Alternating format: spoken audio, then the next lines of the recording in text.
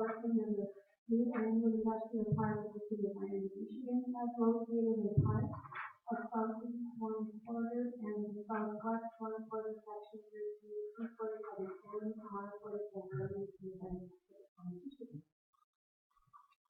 All right, maybe just a little brief introduction. Obviously, Wapaka Foundry is located in the industrial park. They're up and operational, and really nice to have them in town and in the industrial park. This is an industrial facilities tax credit request. We have here tonight from Wapaka Foundry, John Weisbrock. He's the Executive VP of Sales, Marketing, and their Supply Chain. So we can give a little maybe update on the company, and then we have Ray O'Day here also on the more technical end of things. So, you guys wouldn't mind? Sure, no problem. Again, my name is John Weisbrock. I'm Executive Vice President of Sales, Marketing, and Supply Chain Management. I've been with the company now 18 years, and my role in this project was to find, like most manufacturers, who struggle in finding labor in our plants in Wisconsin.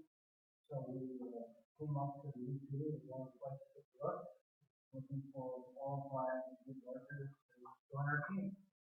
We have a couple of job fairs, and we're very pleased to find a very strong workforce with good work ethic here, as we all know.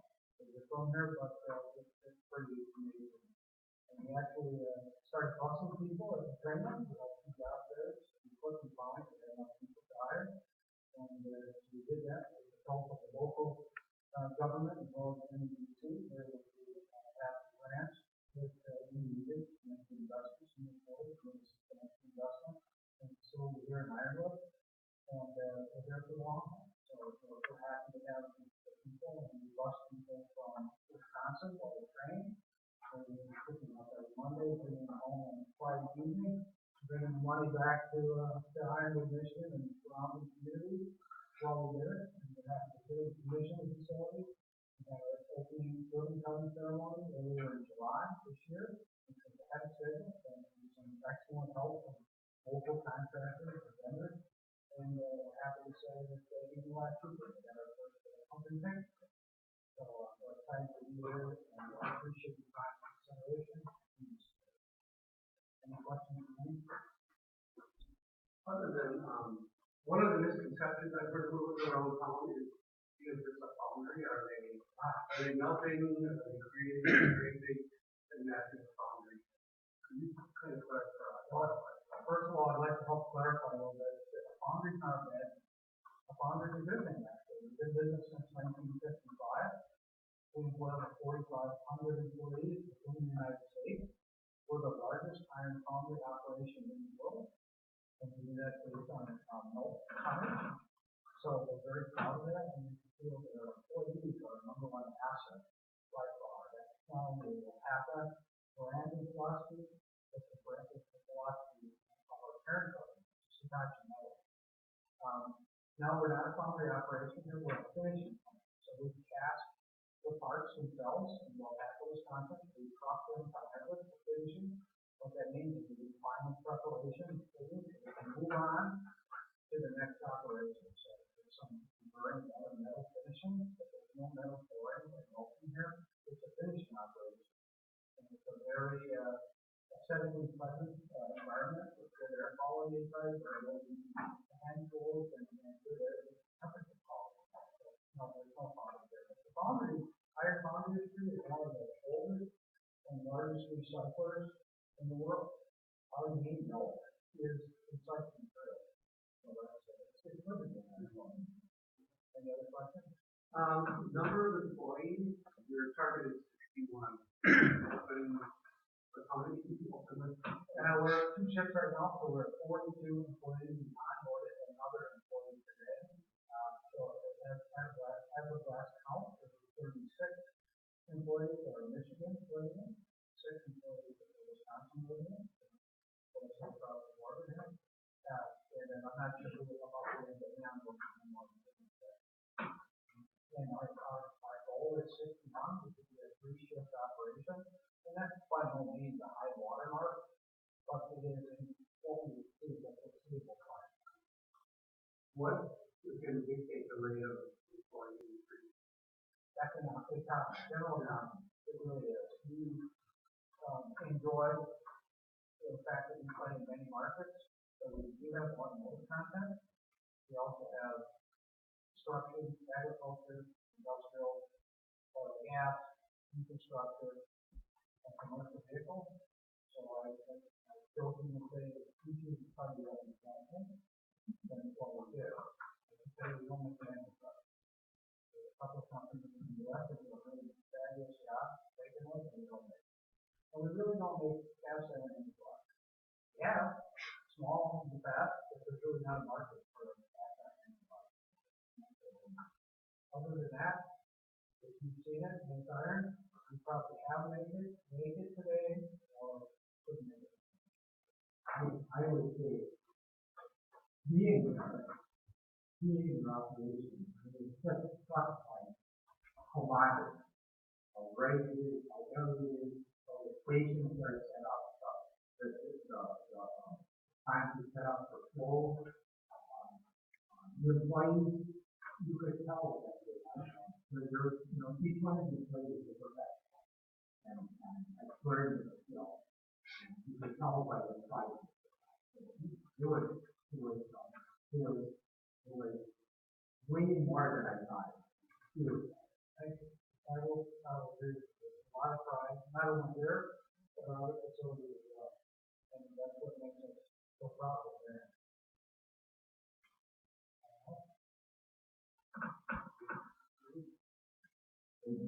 You're down here,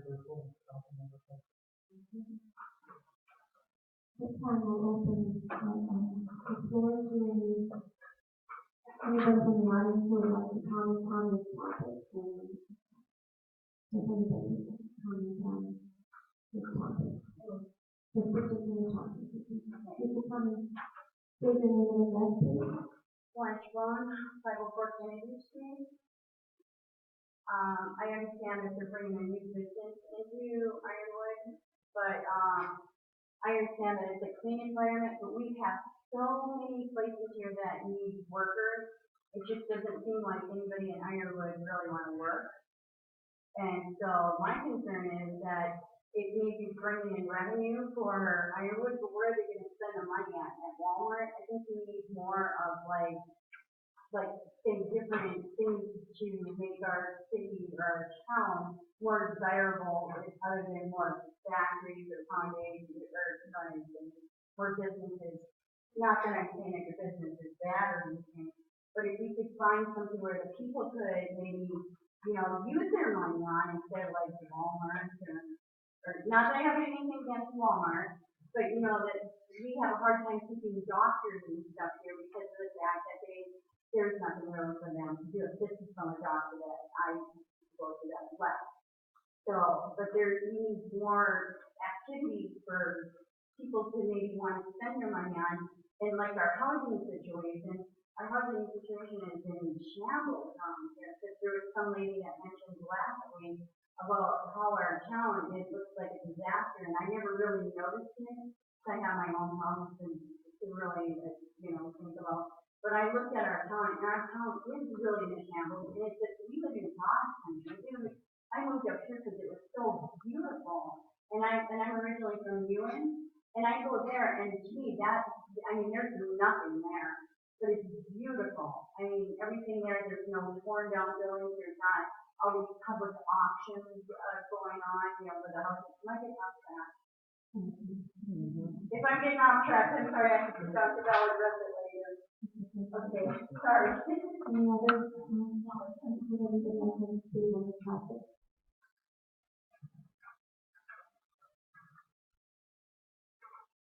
This is when we close the public hearing.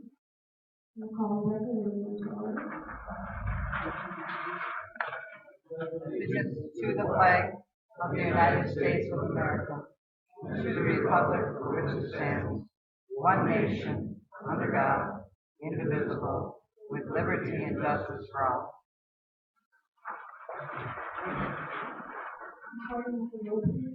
All present except for Commissioner Corcoran and Commissioner Kerr, who both have excused absences.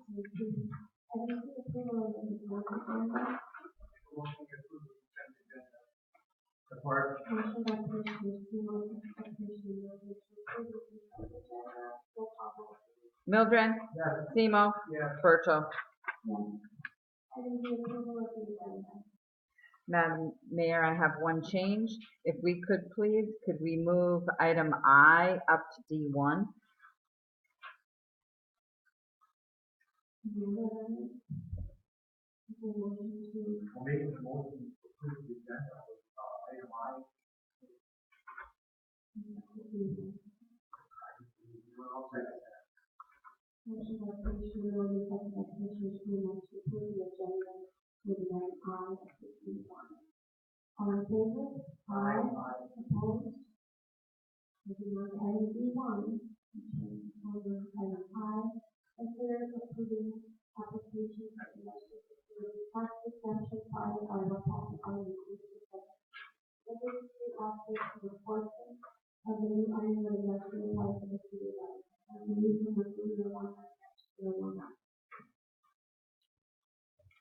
Thank you. Again, you have background, the investment facilities tax credit is something that I believe every business and industrial park has received over the years. And it's a good way to work with the companies, get them in, and also to increase the tax base and also allow them to locate in Ironwood. So again, you're looking at a 12-year exemption request. And I don't know if there's any more questions on any details. But it's in front of you. I think they made about a $3.4 million investment in the property. I'll make a motion to approve the application for tax exemption. Support.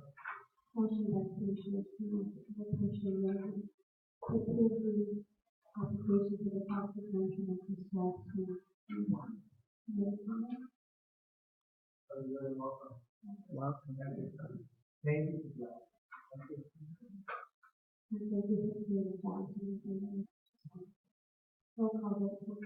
Semo, Yes. Mildred, Yes. Berto. Yes. Thank you very much. Thank you. Item E, solicitation to address the commission on items on the agenda. So, the first item is the items on the agenda.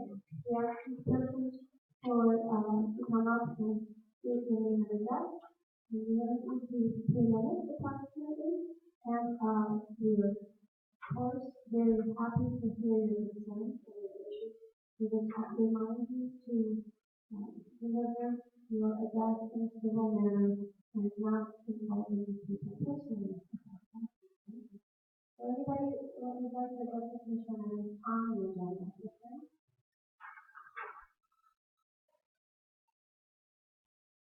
I don't think this microphone is on because you guys on there are fire. It's on. Oh, okay. I just changed the battery. It should be. Just make sure you speak into it. Okay. I just have two quick things. Speak into it. I am Kathy Borkowski, 708 Sutherland Avenue here in Ironwood. I had two quick things here. One was on the update on the municipal water system. I know there was a report that came out saying that everything was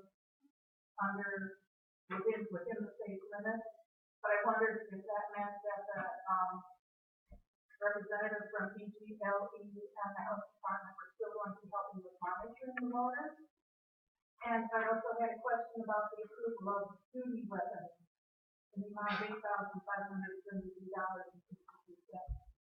I'm not sure what the Ironwood Public Safety Department uses their weapons for, but I would like to see that $8,573.62 be put towards something like improving sidewalks, making the town more walkable,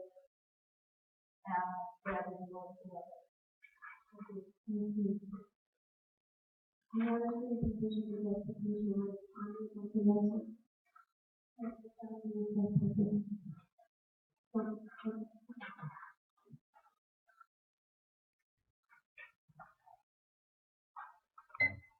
I'll make that sort of basic investment in the avenue. With the new pistols in the police department, I don't know whether they need them or not. Mr. Clutter, I believe his name was, came police chief or whatever, how many thousands of dollars on bicycles? Why don't you sell them bicycles that aren't getting used to help purchase this stuff? And the bicycles are also sitting in that garage, gathering dust. That's a quote unquote.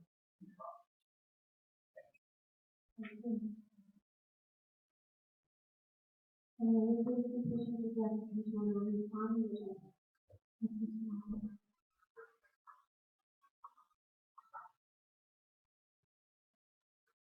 Well, first of all, I'm concerned with item H, the update on the municipal water system. I wonder what's gonna happen if we shut down that one well, if I put out 1.2 parts per billion. Because eventually that pump is gonna shut down. So are you gonna tell us also what the other 4 pumps are proposed for maintenance? All you do is you give us a fine figure.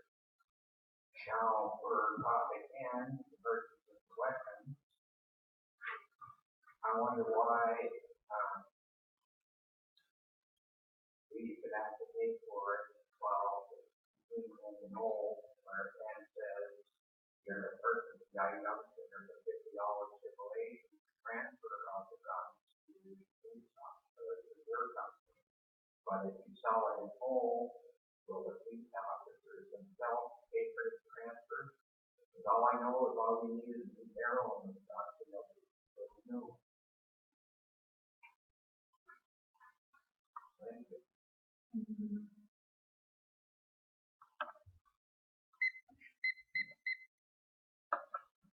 And the resolution petition to grant Commissioner Rose on the agenda.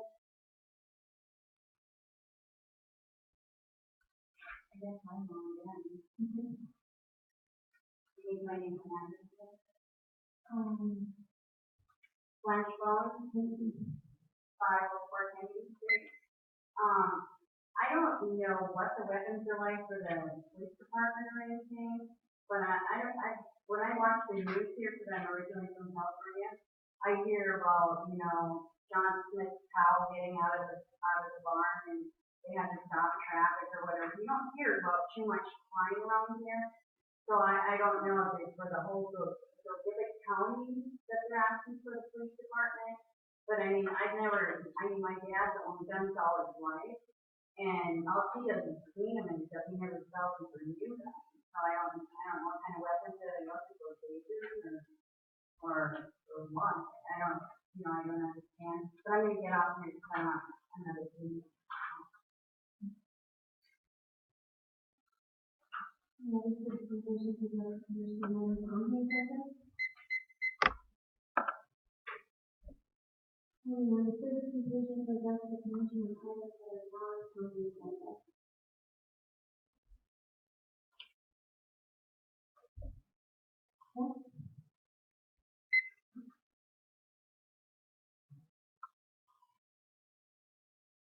I'm Dick Malloy, I live in Ironwood Township, but I just wanted to say we don't live like that.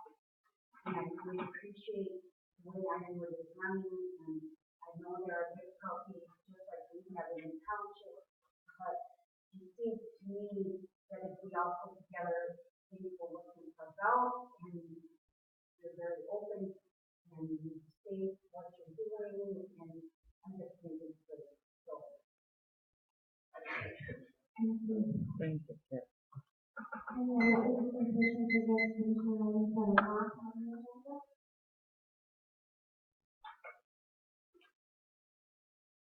Moving on to old business. Item H, update on the municipal water system. Thank you. Just to give you an update, there's been a lot going on over the last few weeks, and you can see through the press releases all the different things that have occurred. We've been working real closely with the Western UP Health Department, the Michigan Department of Health and Human Services, and the Michigan Department of Environment, Great Lakes, and Energy through the process. So again, they have a lot of resources they can bring to us, and they have done that, and they've been great partners to work with. So they've helped and actually went through and did 3 rounds of testing, water sample testing around the entire community. And you can see these are the general locations of where they're at. So the shape is only the difference between the shapes is a different date that was tested. So the 3 rounds of testing that were done, and that's reflected by the triangles, the circles, and the squares. And again, you can see throughout the town they did a sampling, both random and also with individuals that had concerns about their water. And with the manganese, and that's what they're looking at, the manganese part of this. The manganese levels, all came in under the health advisory levels, which is a good thing. That's what we'd all like to see and what did happen. They did find that during the downtown fire event in that area, for a short period of time, the elevated the amount rose, went up higher, and then went away shortly thereafter once the system was cleaned out. So again, good information. It was enough where the health advisory was lifted from the Department of Health and the Department of Health and Human Services based on the information that they had presented. So with that, we've also done a number of things that we've accomplished already and things going forward. So it's good information. Few of the things that are being worked on right now as a continuation of this effort is City Commission did authorize and direct that a request for a proposal go out to engineering consulting firms to look at our water, to look at water treatment, and we're also having them look at our pump station, something we've talked about. So they'll provide a bunch of information to us going forward. So those proposals are being sent out. It's an open proposal for any firm that wants to respond to it. So we advertise that. If anybody does know the firm that it should go to, let us know. We will get it out to them. And so far, we've sent it out to 8 different firms that have shown interest. And their proposals are due back to us by September 27th. So that'll be the date the proposals will come back, and then we'll put a team together to review those proposals and probably shortlist a few of the firms to actually interview. And then we'll keep that process going. We have also been working with the Eagle folks, previously the DEQ, now called Eagle, and we're reviewing our flushing program. So the city's had a flushing program in place for from what I can tell, for decades and decades. But we are reviewing that program with them. We'll be adjusting, modifying it to try to have as effective a program as possible. So I think we have a good program in place, and I think with a few tweaks, we can even improve upon that. So we are working through that with them. And we're also developing, again, with their input, more public information. So prior to flushing, we'll have a better public informational presentation to present prior to flushing occurring. It'll probably be a series of maybe letters, door knockers, social media information that will go out on the flushing, what it means, and what steps to take. That's where the system can get stirred up, and we want to make sure people are aware of what to do and what the protocols are. So we're working on that. With the time to get this in place, talking through with the Eagle folks, the decision was made to wait until next spring to flush. There's nothing magic about when you flush other than try to do it twice a year. And we want to get all of our systems in place, our protocols in place, our information, have our flushing protocols looked at prior to going out and doing this next flushing. So we'll take some time to get that all ready, and then next spring do a system-wide flushing. We've also had the contractor, the city's retained a contractor from actually out west, and they came in and have cleaned the Mount Zion Reservoir, the clear well at our pump station, and our elevated tank at Jessica. So again, they go in and they do a clean. Over the years, you get sediment built up in there. So it was nothing really out of the ordinary, but there was sediment, and they go in and clean that out, and that's been done and accomplished also. And we're going to put them on our routine cleaning schedule, probably every 3 years or so. They recommend 5 years. We'll probably do a 3-year cycle, at least to begin with, and then maybe extend that to a 5-year cycle, depending on how things go. Our public works crew is also performing spot flushing. So again, we encourage people to call the city if you're having any discoloration issues. Call the city because we want to know about it. We can send the crew out to take a look at what's going on and try to troubleshoot it with the property owners. And if there's an area that we're seeing multiple cases of discolored water, then they'll do a spot flush, which will basically be a block or so. And they'll flush that, and that's worked very, very well for isolating issues, because a lot of times it may be in like one block we're seeing something, but not citywide. So that's been implemented, and our crews will do that on an as-needed basis. Our water crew has also worked with the Eagle folks and adjusted what's called the polyphosphate level. That's in the water to help sequester the manganese. that's been adjusted a little bit to help that sequestering process so it doesn't settle out as quickly as it has in the past. So that should help a little bit with the water discoloration concerns. And we've also moved up, every 3 years, all cities in Michigan are required to do a lead and copper testing process. And it's pretty extensive. And we're not talking lead and copper with the issue, but we wanted to do that just to see where we're at with the lead and copper. So those tests were taken, they were submitted into an independent laboratory and submitted back. And our lead and copper tests all came back good.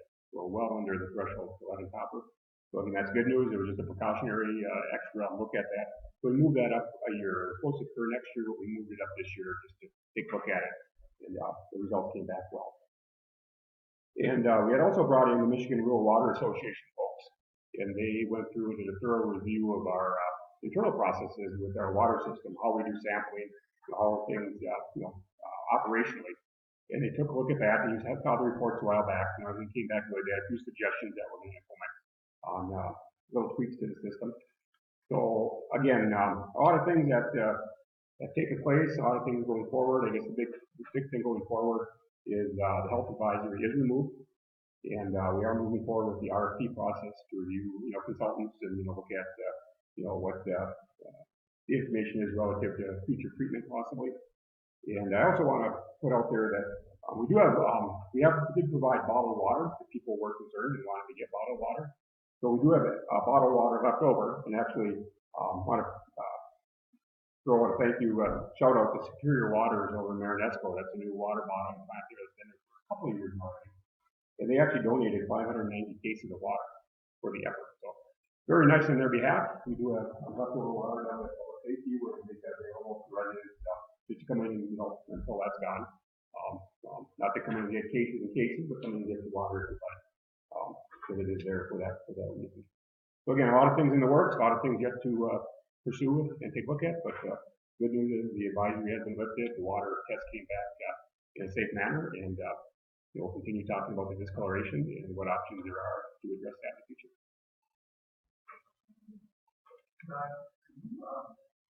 Put that into a PDF so it can be put on our website. Sure, just different things, absolutely. Yeah. We also maybe have some copies available in our first session. Sure, we can do that. Mm-hmm. I was so interested in the presentation, I didn't write down the name of the company that provided it. Oh, sure, that's Superior Water. Superior Waters out of Marinesco. And you guys did the letter with them. We will. Yeah, it just came in last week, but we will definitely send them a thank you. And nice to see those efforts, in the area to support each other. On behalf of all the residents. Yep. We will do that. Is it possible that map could be included where we have an opportunity to look at it up close? Figure out where Yeah, we can, and we'll put this out with that other informational sheet too. We can include this on the website so if people want to look at it and get a general idea where it is best. So those are the sites that I should have counted. I did not count them right off the top of my head. It was significant, and let me just do a quick. Here's a quick count there for us. Again, answer my question, what's going to happen? One well, So, thank you. Question from Mr. Martel was, we do blend the water, so we have one well and we blend with the others, and it brings that up and down.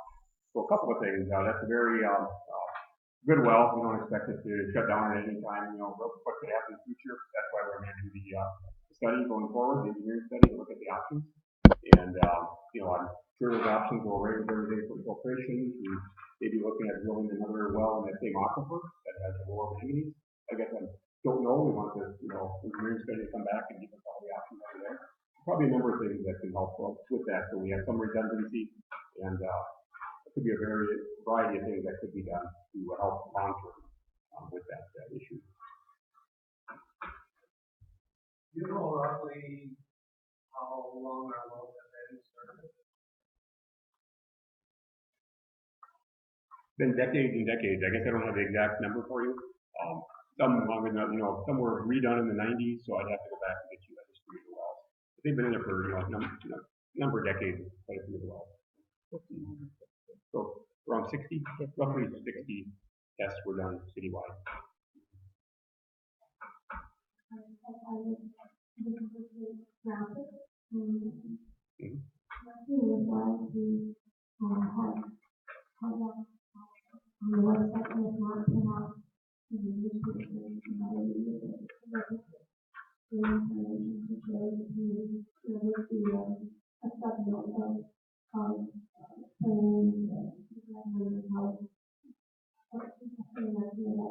Yeah, that was near the fire, and then those were retested shortly thereafter, and then numbers, came down. Sure, we can do that with the information, that was presented here, the different steps that are being taken. We can include that map, with that information. Moving on to item I, consider approving application to use the website. Item J, discuss and consider approving the application number 3, final payment to Honor Asphalt Dealers LLC for the 2019 pavement and chip sealing project in the amount of $2,438. Again, the project is completed, so this will be a final payment. There's nothing we approve the, pay application number 2 as described. Support. Motion by Commissioner Steele, second by Commissioner Lewis. Any questions? Roll call vote, please. Mildred, Yes. Simo, Yes. Berto, Item K, discuss and consider resolution number 019-019, resolution to implement local pavement management. Thank you. This is a second resolution. You approved one at your previous meeting relative to this. So this is through the Michigan Department of Transportation. We're an Act 51 community, which means we get some dollars from the state to help with some of the road maintenance. They are requiring that we adopt a policy that essentially what it says is if we have a project, a road project that's over $2 million, we will look at, and it doesn't mean we have to, but we'll look at putting a longer warranty period in there. So again, for any project over $2 million of road work, we'd at least consider, usually we have a 1-year warranty, but do you want a 5-year warranty, a 10-year warranty? Again, you pay for that. For the contractor, again, if you do put a 5-year warranty into the project, they're going to build that into the cost of their project, and you're going to pay them to come out and do routine maintenance work if there's anything in that warranty period. So again, it's something they want every community to take a look at when you come up with these projects. We don't get a lot of these big projects in the $2 million range. But we'd have it on the books, and if we do get that, it would obviously be something that we would discuss and consider at that time. Would we bid that out as an option? We could. We'd have to talk about that. Yeah, we wanted to see what the cost was and do a cost benefit analysis. Yeah. Yeah. I'll make the motion to approve the resolution. Second. Motion by Commissioner Lewis, second by Commissioner Steele, to approve the resolution to recommend. Roll call vote, please. Simo, Yes. Mildred, Yes. Berto, Yes. And then the new business, item 12, status update on flight remediation.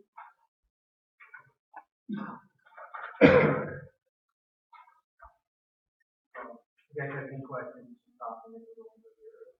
They're all PowerPoint put together. For 5 years since they did, we went with the numbers. In the last 5 years, we've had approximately 1,350 contacts with individuals in our community. Before 5 years ago, we averaged about 200 notifications. Then we've been up over around 205. We do get some help from public safety during their, routine patrol. They now carry cameras with them, so they can make sure everything is moving.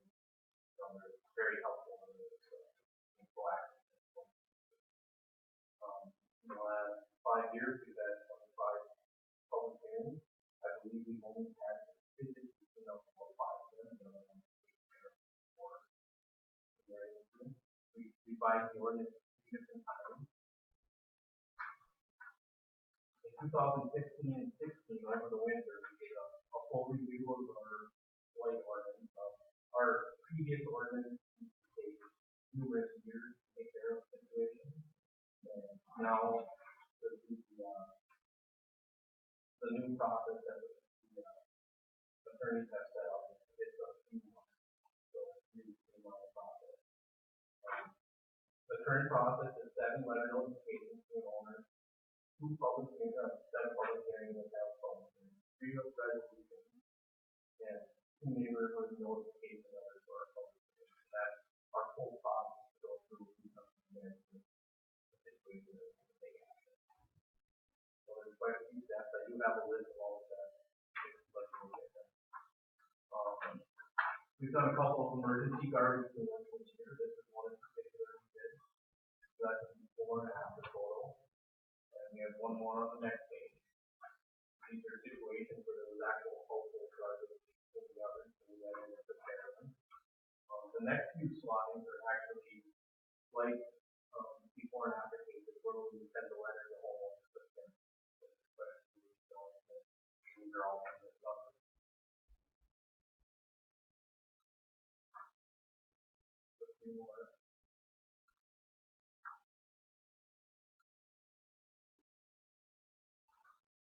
Demolition projects. Over the last 10 years, we've been involved in 150 new buildings. We received 4 tenancy demo grants. We have a demolition incentive program where we help owners of homes if they want to take those on themselves. We've been doing that since 2012. We've removed many buildings over town, and the next page is actually a map of all 150 locations. So as you can see, we're spread all over. Yeah, remember, our city was originally built out for a population in excess of 16,000 people. And over time, through attrition, people left, but some of the houses stayed up. So again, a lot of houses were left from remnants of the mining days. And again, it was a pretty concerted effort to take out a number of them out of the neighborhoods. Some of these houses, when I did look back at the old files, I'd forgotten what the houses looked like. I do have some photos here. All the ones that we've forgotten about that were there. Jason, could I ask you a quick question? Sure. Do you have any current possibility that we're looking into? We're always looking for the grant. That's why we've been very successful with the new stabilization grant. We did receive one commercial building grant. We will be building out a terrace that had collapsed fast in it. That was the first commercial grant that we received in 2009 for our first tenant. The first tenancy grant that we did, they actually would allow us the one spent and then all of them. So we always try to keep an eye on the commercial.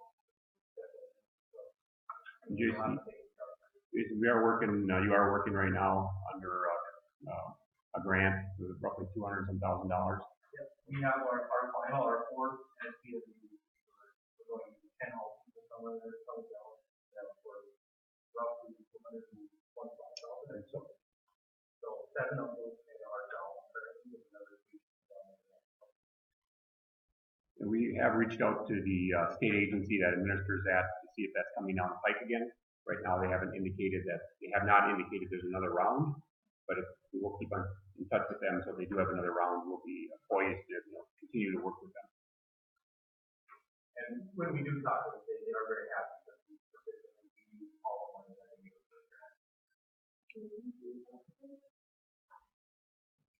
That's through the Michigan.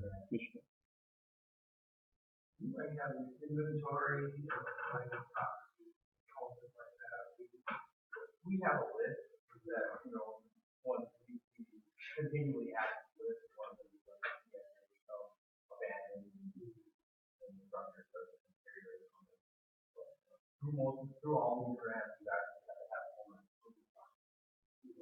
Yeah, most of the houses that we go through are either through the private owner or there's something that went back to the comm. that's a very important part. The homeowner has to be a willing participant through these grant programs. So there's been a lot of meeting, talking with the property owners, and working through to get them to be part of the program. After this, we have some photos of the redevelopment of where we have demo buildings in the next few slides. around the house, the neighbor purchased property of the garage. This one was around the house, and, it was a house that had the back of the road, that was deep in, and no value to it, no neighbor that took it over the yard. There was one that was adjoined, there were two houses there that adjoined our industrial park. Out of those, then picked up those lots and went for the storage. There's another case of a house that came down and neighbors with the garage in location. And that's about it. I don't know if you have any. I have one. Great topic.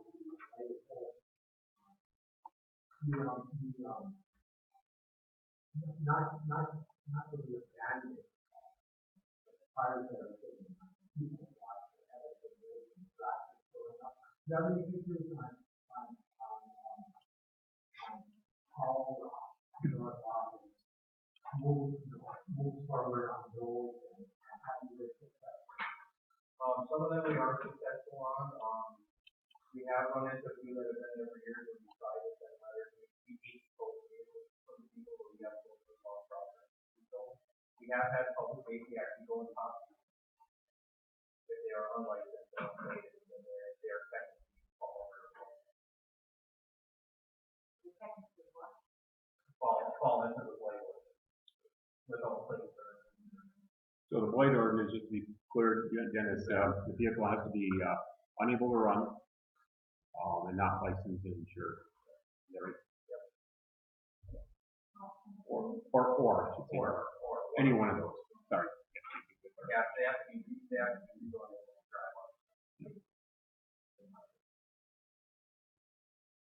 If anybody else that would like to have a copy? Yeah. I would wait till after the meeting. Okay. Then I have a question after him, after you explain to me about like. Would you like that? Okay, like, for instance, the houses that you demolish, that are being demolished and stuff, are they unstable without a doubt, or can we get like some funding where we can get somebody that needs the house to come in and get some funding instead of tearing it down, maybe revising it? Because I know there's a lot of people out there that are living in motels and stuff like that. Is there any way that we could get some funding instead of ripping them down? Maybe they can get some help as to, because I know all of them can't be that bad. There is a lot of them that have. Especially if we have a new foundry coming in, what are they places? A lot of them have, say, even a small hole in the roof that a lot of them. And there are some that I'm sure could be saved with, quite a lot of stuff. What about funding from our town? Well, we do have housing rehab grants that maybe development on the for people who like to. Yes, because I mean, for instance, my aunt, she just moved into a rented place. And for her to be able to live there, she had to pay a $500 deposit on water, even though she wasn't delinquent on any of her water bills, and then she had to have a fee to actually have the water turned on. So maybe if we could help some people, because I mean, I was very fortunate when I moved up here, I was on a land contract, which I've heard people don't want to do land contracts anymore because of that people are abusing them. So I was very fortunate to get people on land contracts. But if there was some type of program, because I know there's some beautiful buildings out there, but I know there's a lot that do need to be demolished. But if somebody could have the opportunity to maybe set up homes here, because I know a lot of people left and unfortunately houses are going to become dilapidated and want to go down because they no longer have either employment here or they don't want to live here anymore. I don't know the reason, but there's a lot. I know our community has really suffered for people. Yeah, and most of these grant owners actually typically call us, say that they're not doing it, whether they're a shop, they've been water leaking for years and don't have. So most of them are to the point where the water can't feed them these people. Thank you for the update. Thank you.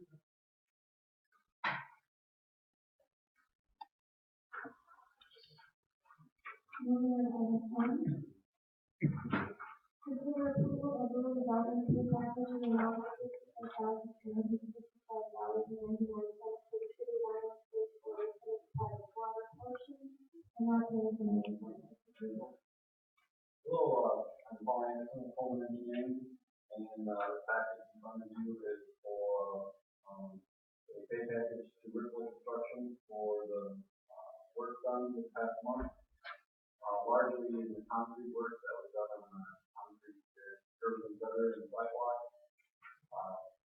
And some of the initial restoration of the topsoil has been completed, waiting for the driveway to be completed. Schedule right now, they've been being pushed back a little bit with rain days recently over the past week, but they're planning on taking the driveway hopefully tomorrow if they want to use up the wet over the next rain. And then prepping the road for paving tomorrow as well. Prepping tomorrow, and then whenever they get a dry day, they're going to go paving. So forecast are looking, but they're going to be paving as soon as they possibly can. So that is the status of the project, and happy to answer any questions. I make a motion to approve the real development fee package. Second. If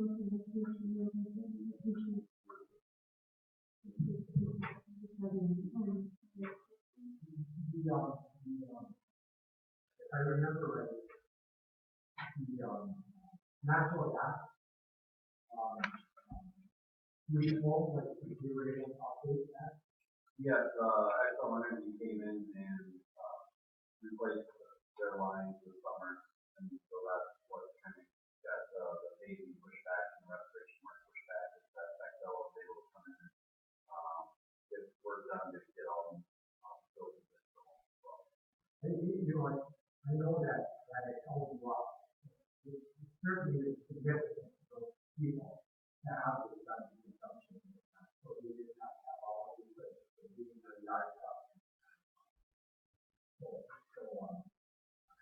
I'm glad that you were able to sort of all of that.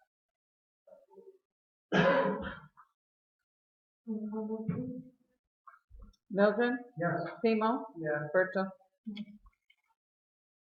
And then, discussion consider approval to purchase and of the city department really weapons and in the amount not to exceed $3,572. Okay, good evening. I would give a little history on the duty weapon. In 2009, 2010 budget cycle, we did purchase a new duty weapon, which was a block, or not a block, I'm sorry, $6.45. And we were coming on the 9 to 10 year refurbishment period for the gun. And I looked at what it would cost to refurbish. And what a refurbishment entails is going to a $6 armor to have our guns, the pin sticks, the spring sticks, magazine, and it costs us $200 to $300 per gun. So we're looking at $4,000 to $5,000 refurbishment. So I looked at the long-term sustainability and what would be more efficient for our safety. And I looked at the Glock 9mm ammo, much more available and cheaper, and the maintenance of the Glock 9mm is cheaper than the .5. So when we look at the price of the gun, we're looking at $85.72. But that doesn't include our buyback or trading, costing $3,500. So it would be a savings to purchase the new 9mm Glock once if we were to pay the $4,000 to $5,000 to repurchase that current. So that's the reason why we are looking at purchasing the gun. Now, Glock is the, I shouldn't say the premier, but Glock is legalized by most people. That was the reason behind it. So, these are going to be refurbishing into something else. Yeah, because every 8 to 10 years, the pins go bad, the springs go bad. You have to understand, our guns don't fit the gun state. We have qualified shooting twice a year. They're exposed to the elements. They're hard plastic holsters.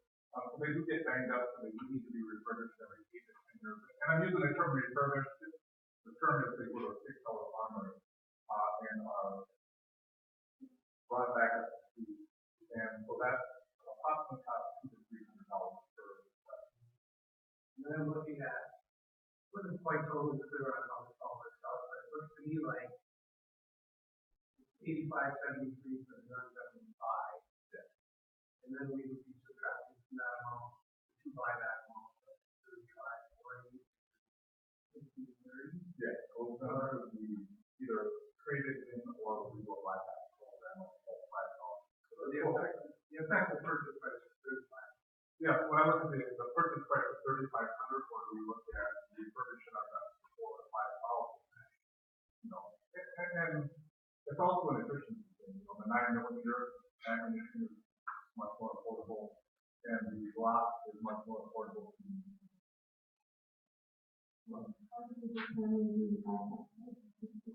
The buyback price is determined by the company that they're purchasing guns through. So what we call Glock, they put us in touch with the representatives in this area, and they come up with a buyback price. So with that buyback price, you have a solid number with the That's a solid number of $295. That's right up to the end of the season, will need to be reserved. That's already agreed, traded for buyback. I think it's really a good exercise. Just when we talk about it, we come after it. And like we look to approve the purchase.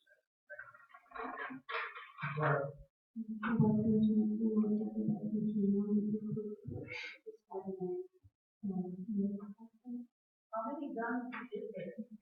What's that? How many guns is there? How many guns? 18 guns. 18 guns? Yes. And what do you do with the old guns? We either trade them in or that's under the next, Okay, or we so- have the option, write a request for the option to have that. Only police officers are allowed. So every officer carries one duty weapon and has a backup.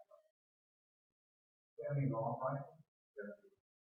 But they're not involved in this. They're not involved in this process. So this is strictly duty weapon, which is our daily weapon. That's why we look at these provisions.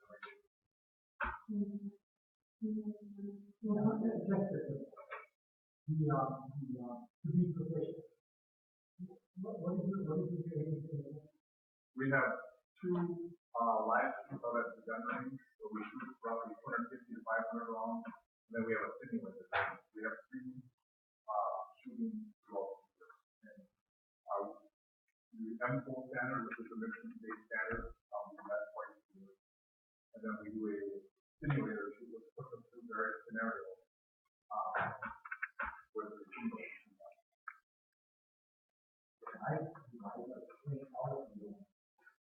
With the public safety, with players that we have now,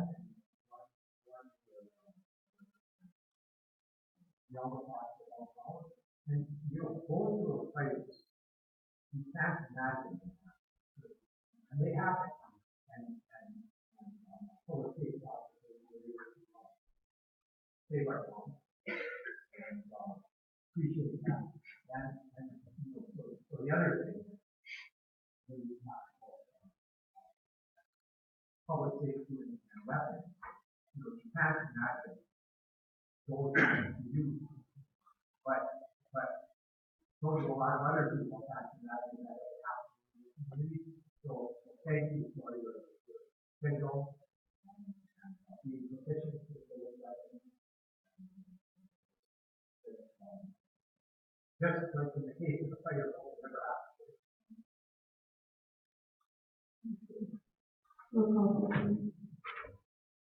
Simo? Yes. Mildred? Yes. Bertha? Yes.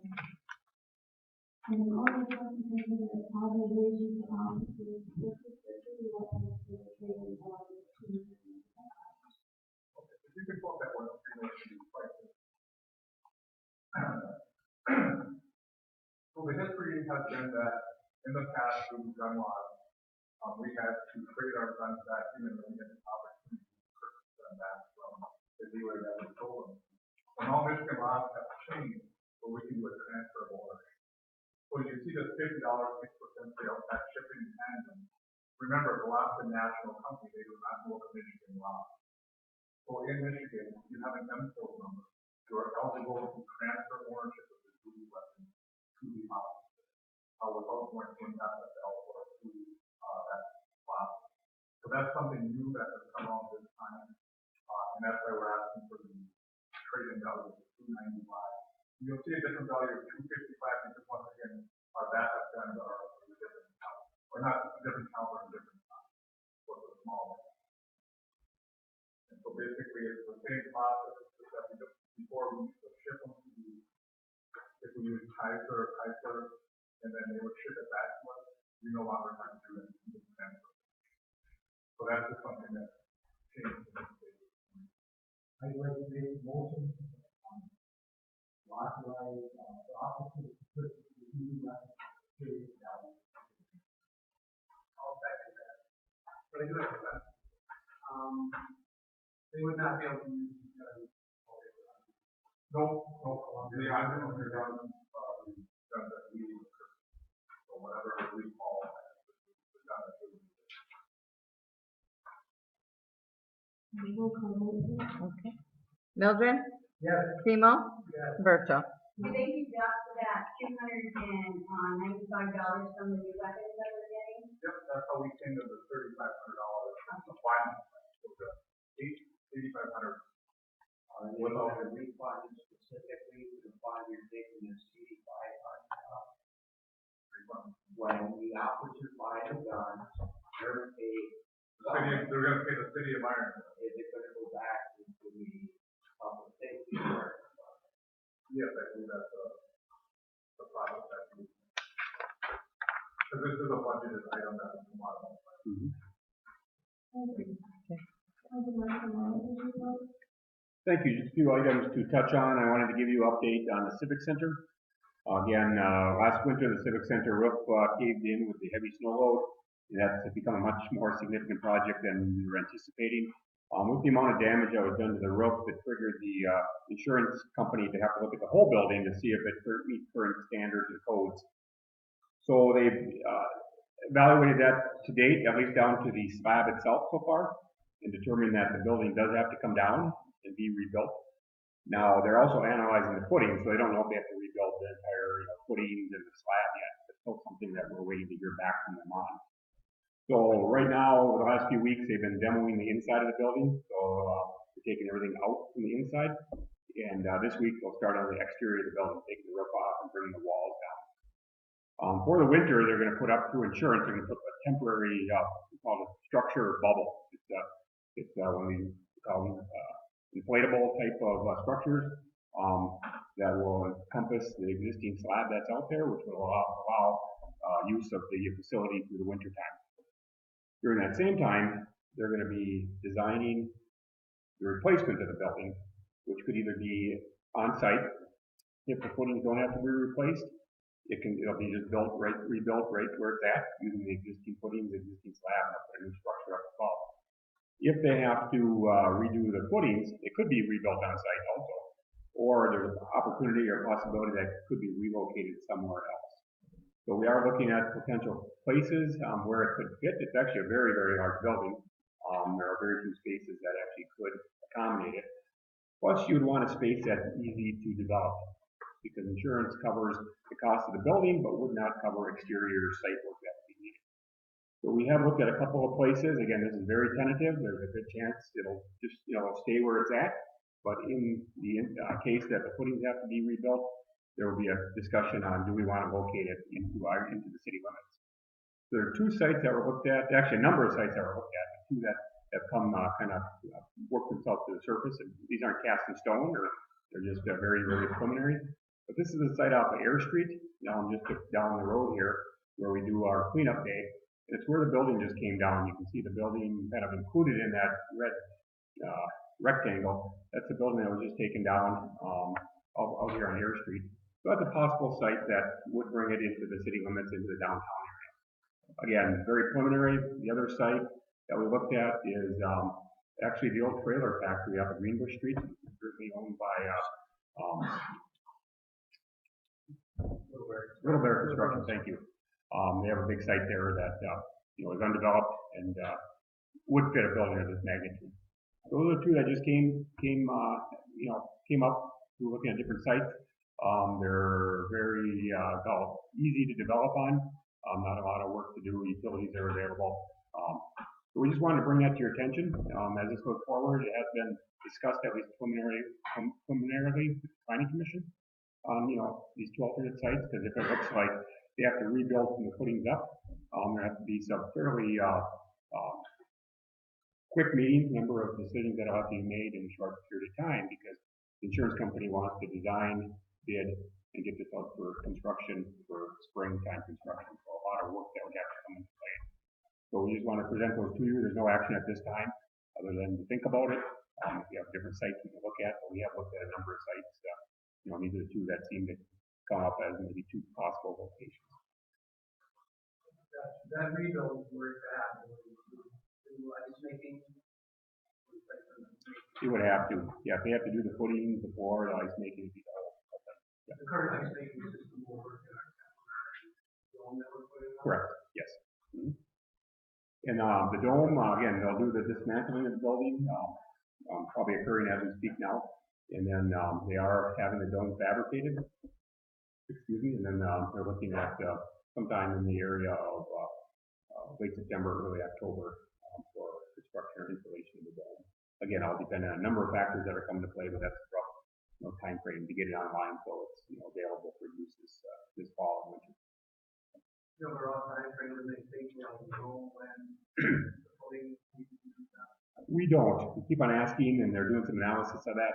They're looking at old plans. They were going to actually dig down and do some coring possibly of the footings. And again, that's still work in progress. I know they want to get that answer. It's a big question, mark out there yet. They want to get that answered as soon as possible. But I don't have a little bit of time frame other than they're working really hard to get an answer to that question. I have a question. Would it have been better if we would have did some, maintenance on it instead of, all of a sudden it's collapsing? We would have had somebody that would have, maybe surveyed the structure of the building instead of having to rebuild it instead, you know what I mean? Sure. Like they had somebody come out and say, oh, well, we have a weak spot here, instead of waiting until it collapses, because everybody knows it's snow here. So, I mean, if there would have been something maybe preventive, like preventive maintenance, other than having to wait till it was totally dilapidated where we have to rebuild more money, there would have been just the same. It's just a quick question.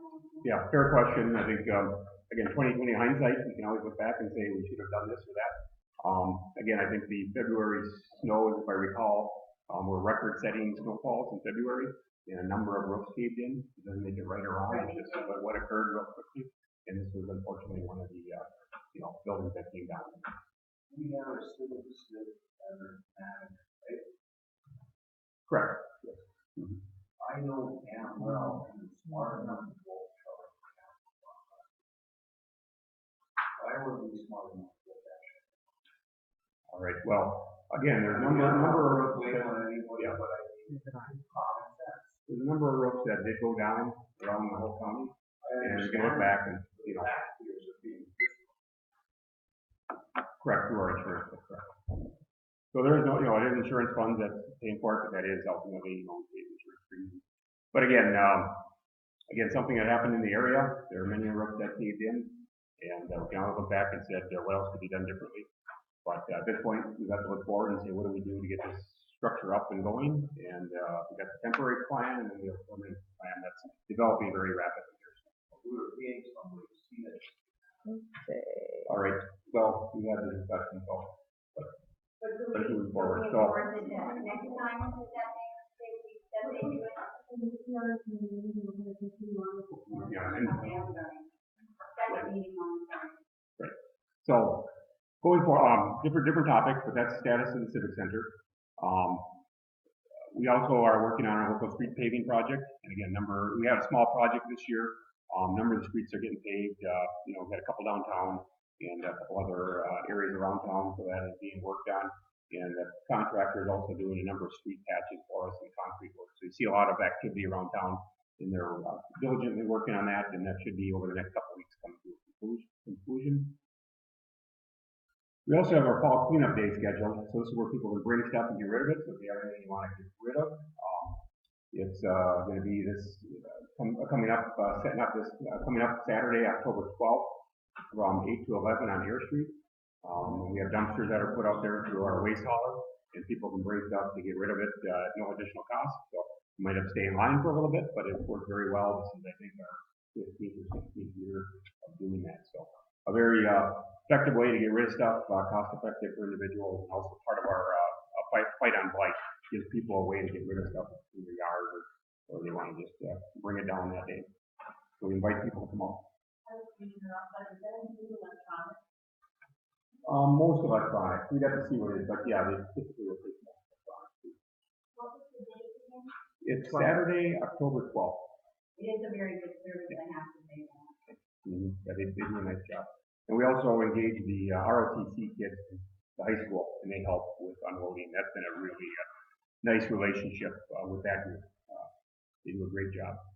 Also, two last things. I wanted to recognize Larry Perone is retired as of today from the city.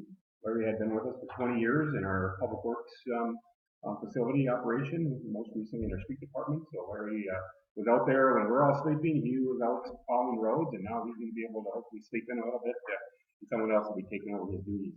So we are advertising to replace Larry's position, and we have that advertisement out. But Larry did a great job for us for many, many years, and just want to recognize his efforts and wish him well in his retirement. Last but not least, we do have an event coming up here in 2 weeks. It's Saturday, September 28th. It's the Bridges and Bluffs Half Marathon. It's on the Iron Belt Trail from Ironwood to Bessemer and back. So it is a race. It also is you can do it with a partner, so you do half of that, or there's a 2-mile walk. So if you just want to participate, all the proceeds that are generated from that go back into a fund that is secured that helps the maintenance, long-term maintenance of the trail. So all the revenue generated from that goes into the trail maintenance fund for that facility. So invite everybody to come out, and if you don't want to run, at least do a walk and help out with that. So with that, that's the end of my report. Yes. Once again, wish to thank the volunteers in our community that make this a great place to live. So, Hiawatha, how many people said to me, oh my God, so beautiful. Run right up there, take a look at it. It is so beautiful. What a job. So the fundraising effort that went into raising that amount of money and the great job that the company did. I mean, it's iconic. Our town, Hiawatha, up there on the hill. So thank you all for that. And then on First Friday was awesome again. Oh my goodness, the music downtown. Another great band brought in from Grand Rapids. Thank you. Oh man, they were good. The amount of young people that were there listening this time, but kids dancing in the pocket park. And then we had the Friday night light parade, and thanks to public safety. Public safety was on their bike, and helped that be a safe event. And I know there were people from Bismarck and Wakefield that came over and all took part in the parade, and there were people out in their yards cheering and at the Depot Park cheering, and it was fun to see. And then the fishing dirt pool and the mountain bike race was held at the top of the peak. I think had a record number of participants, and those people were down for Ironwood shopping and eating and enjoying themselves. Thank you all in the community for helping me. But there was a conflict with local football teams. The more there is to do, the better off we are. And all there is to do, there was one up in this. And there was, I'm going to chime in that. In addition to that, we had the home dog night. It was done by Hope. And we used that money for that to improve and maintain the Ironwood Dog Park, the Ironwood Dog Park. And also on Sunday, the area Lutheran Church was teamed up. And that teams of volunteers was helping the Ironwood Theater with teams. And helping the miners park for making it clearing brush. So there's no end to these spirit. There's a lot. Thank you, Rick. We do have a little challenges for the general, we are pretty happy with the community, it's really generous. One of these two different people, will always help each other, and really come together and do it as always, and we really proud to do this good time. Is there a motion to adjourn? Make that motion. Second? Support. Motion by Mr. Sherwood, second by Mr. Young, Kids comment, he said, all in. Commissioner, is there any way on the next city commission meeting, you instruct the city manager, let the city manager report into the agenda act? If it's a case, anyway, stop. If this thing about the moving the item, only the price.